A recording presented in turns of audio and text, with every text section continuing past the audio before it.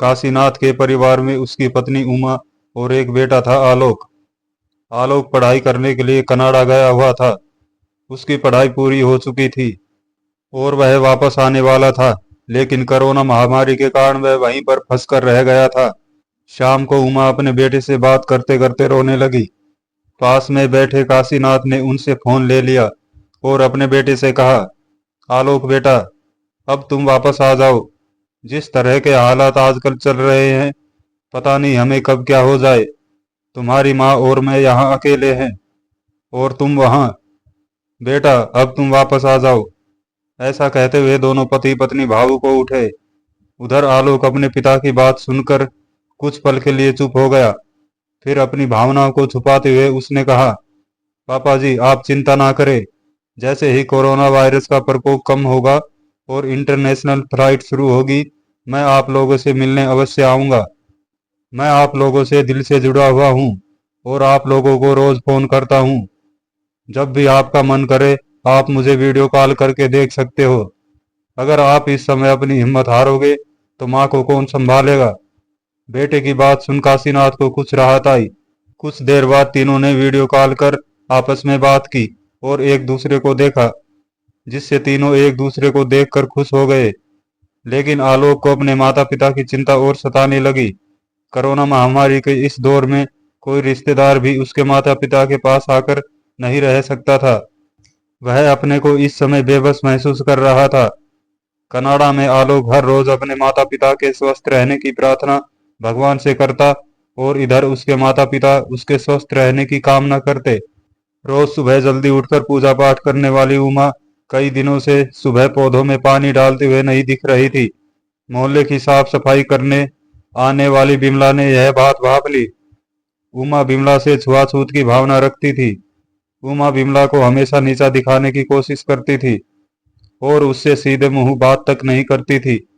लेकिन काशीनाथ उससे अक्सर हंसी मजाक किया करते थे और उसका सम्मान भी करते थे। बिमला ने आस पड़ोस के लोगों से भी इस बात का जिक्र किया, लेकिन किसी ने उसकी बात पर ज्यादा ध्यान नहीं दिया। कोरोना महामारी के कारण लोग अपने घरों के अंदर डरे सहमे और दुबके पड़े हुए थे। आस पड़ोस के लोग अपने घर से बाहर तक नहीं निकल रहे थे। अब बिमला ने अकेले ही काशीनाथ और उमा की खैर खबर लेने की सोची। बिमला ने काशीनाथ के घर की घंटी बजाई, लेकिन कोई भी बाहर नहीं निकला। यह देखकर बिमला किसी अनहोनी की आशंका से अंदर तक डर गई। उसने दो तीन बार और घंटी बजाई, पर अंदर से किसी तरह की कोई आवाज नहीं आई। उसने पीछे वाले दरवाजे की ओर जाकर जोर से काशीनाथ को आवाज लगाई, लेकिन उसकी आवाज का भी किसी ने उत्तर नहीं दिया। अब बिमला को यकीन हो चला कि अंदर इस परिवार के साथ कुछ अनहोनी हुई है। उसने बिना कुछ सोचे समझे काशीनाथ के बेडरूम की खिड़कियों को हाथों से थपथपाया। अंदर से किसी की बहुत धीमी आवाज आई, कौन है। आवाज सुनकर बिमला की घबराहट कुछ कम हुई और उसने उस आवाज का उत्तर देते हुए कहा, मैं हूं बिमला साहब, आप लोग ठीक है ना। बिमला की आवाज सुनकर मानो अंदर से आ रही आवाज में एक आशा की किरण फूट पड़ी। अंदर से फिर एक धीमी आवाज आई, तुम पीछे के दरवाजे से अंदर आ जाओ, मैं उसे खोल देता हूँ। 5-7 मिनट बाद पीछे का दरवाजा खुला। सामने बिमला को देखकर काशीनाथ ने धीमी आवाज में उससे कहा, अंदर आ जाओ बिमला। जो लोग बिमला को अपने घर का गेट तक छूने नहीं देते थे और उसे छोटा समझते थे, आज वह उसे अंदर आने के लिए कह रहे थे। बिमला ने यह सुनकर काशीनाथ से कहा, मैं अंदर कैसे आऊं, मेम साहब गुस्सा होगी। कई दिनों से आप लोग नहीं दिख रहे थे, इस वजह से मुझे चिंता हो रही थी। मैं आप लोगों को देखने आ गई, पर आपकी हालत तो मुझे कुछ अच्छी नहीं दिख रही है। कलावती की बात सुनकर काशीनाथ ने उसे अंदर आने का इशारा किया और वहीं पर गिर गए। बिमला ने उन्हें संभालते हुए उनके कमरे में ले गई और उन्हें पलंग पर बैठाया। अंदर बेड पर उमा भी लेटी हुई थी। उनकी हालत तो काशीनाथ से भी खराब दिख रही थी। बिमला समझ गई कि कुछ ना कुछ गड़बड़ है और दोनों ही काफी बीमार नजर आ रहे हैं। सबसे पहले वो रसोई में गई। रसोई में धूल जमी हुई थी। ऐसा लग रहा था कि 2-3 दिनों से किसी ने कुछ भी नहीं पकाया है। बिमला ने जल्दी से गैस पर थोड़ा सा पानी गर्म किया और दोनों को दिया। उमा को अपने हाथों से उसने पानी पिलाया और गर्म पानी से उसका हाथ मुंह साफ करवाया। फिर वह रसोई में जाकर दोनों के लिए चाय बनाकर लाई। चाय पीकर काशीनाथ को थोड़ा अच्छा लगा और उन्होंने बताया कि हम 4 दिनों से बीमार हैं। बेटे का फोन तक हम नहीं उठा पा रहे हैं क्योंकि वह विदेश में अकेला है। उसे हमारी चिंता होगी और वह परेशान होगा। बिमला ने इस महामारी में अपने आप की चिंता न करते हुए काशीनाथ और उमा के लिए खाना पकाया और उन्हें खिलाया, जिससे उनके शरीर में थोड़ी ताकत आई। और उन्होंने बिमला से अपने फैमिली डॉक्टर से बात करने के लिए कहा। बिमला ने उनके डॉक्टर से बात करके उनकी हालत के बारे में बताया। डॉक्टर ने उन दोनों के कुछ टेस्ट करने के लिए उनके घर पर अपने कुछ लोगों को भेजा, लेकिन आने वाले लोग उन दोनों के शरीर में आए लक्षणों को देखकर डर गए कि दोनों को कोरोना संक्रमण हुआ है। उसने बिमला को इन दोनों से दूर रहने का सुझाव देते हुए कहा, तुम इनके किसी रिश्तेदार को फोन करके बुला दो। मुझे लगता है इन दोनों को कोरोना संक्रमण हुआ है और मैं पूरे दावे से कह रहा हूँ दोनों की रिपोर्ट पॉजिटिव आएगी। तुम यहाँ रहोगी तो यह संक्रमण तुम्हें भी हो सकता है। तुम अपनी सुरक्षा पहले करो और इनको इनके रिश्तेदारों के हवाले कर अपने घर चले जाओ। उस लड़के की बात सुन बिमला ने उससे कहा, देखो बेटा, साहब और मेम साहब का इकलौता बेटा विदेश में रहता है और यहाँ पर उनका कोई सगा संबंधी भी नहीं है।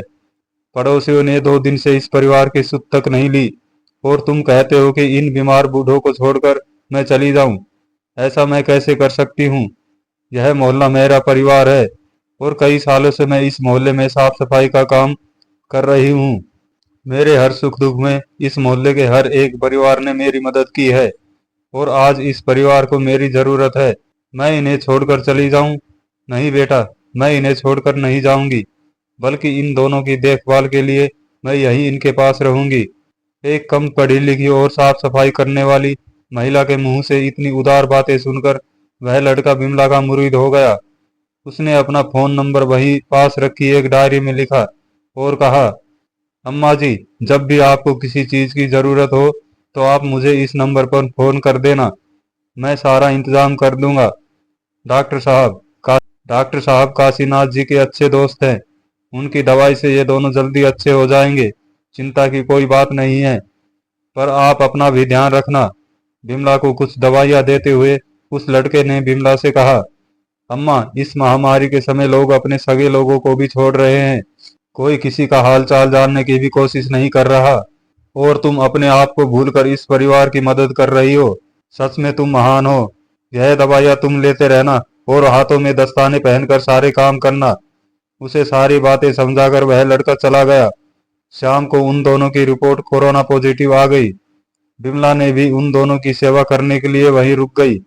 निस्वार्थ भाव से 15-20 दिनों तक उसने दोनों की खूब सेवा की और कनाडा में बैठे उनके बेटे को भी दिलासा देती रही कि उनके माता पिता जल्दी ठीक हो जाएंगे। काशीनाथ की पत्नी उमा ने, जिसके साथ हमेशा छुआछूत की दुर्भावना रखी, आज उसी औरत ने इस महामारी के समय निस्वार्थ भावना से दोनों पति पत्नी की सेवा करी। बिमला दोनों के खाने पीने और दवाइयों का पूरा ध्यान रखती, जिस कारण दोनों पति पत्नी की तबीयत में तेजी से सुधार आने लगा और जल्द ही वह दोनों इस महामारी पर विजय प्राप्त कर स्वस्थ हो गए। इस महामारी ने उमा की आंखें खोल दी। उसे समझ में आ गया कि हर इंसान एक समान होता है और उनके काम के आधार पर हम उनके साथ भेदभाव नहीं कर सकते। बिमला के साथ उमा ने कई बार बहुत बुरा और कठोर व्यवहार किया था, लेकिन बिमला ने मुसीबत के समय इंसानियत दिखाते हुए दोनों पति पत्नी की मदद की और एक इंसान होने का फर्ज निभाया। इस महामारी के दौर में अड़ोसी पड़ोसी, नाते रिश्तेदार अपनी जान बचाने के लिए पराये बन गए।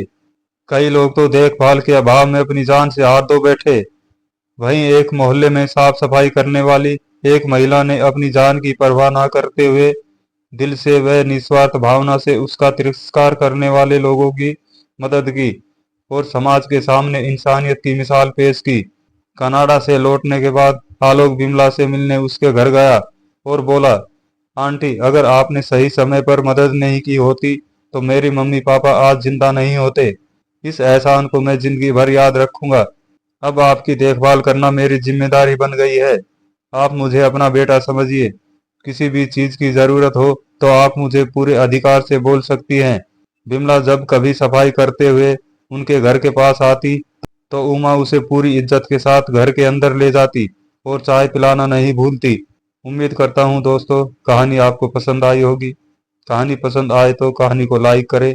चैनल पर पहली बार आए हैं तो चैनल को सब्सक्राइब कर ले और घंटी के बटन को दबाएं ताकि अगली अपडेट आप तक सबसे पहले पहुंचे।